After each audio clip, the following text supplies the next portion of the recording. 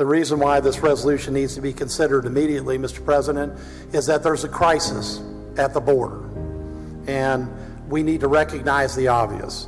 When you look at the statistics, they're overwhelming.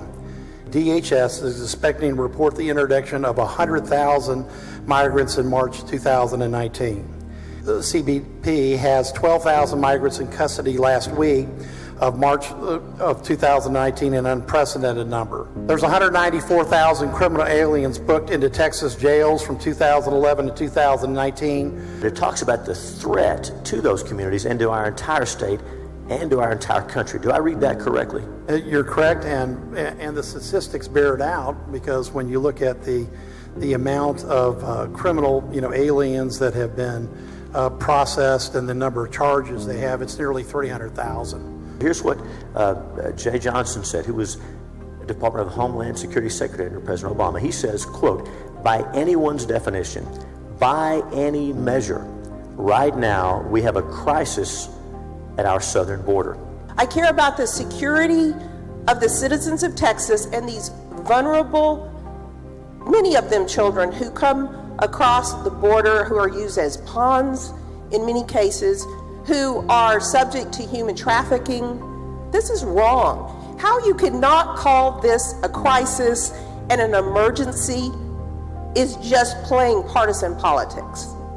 And I think that it's important that we take a stand. I think this resolution is crying out to Congress, for God's sakes, do something about this problem. Anyone who opens their eyes can see that we have a crisis, and I commend you for at least trying to get Congress to pay attention to this problem.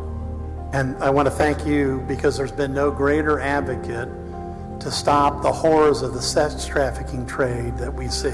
I just want to commend you for bringing this resolution. This is not a new issue, as many members have stated. We're speaking for those that are part of a prostitution ring, those that have been trafficked illegally, those that are victims of drug cartels. Do you feel like that those victims deserve our effort to stand on their behalf?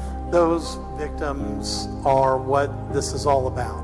It's what happens from there and what happens to them in the rest of their life. This resolution really recognizes one simple fact. We have a humanitarian and security crisis at the border, and it is high time the federal government does something about it.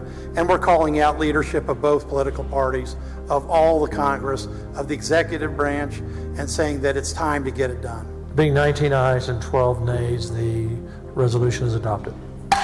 Thank you, Mr. President.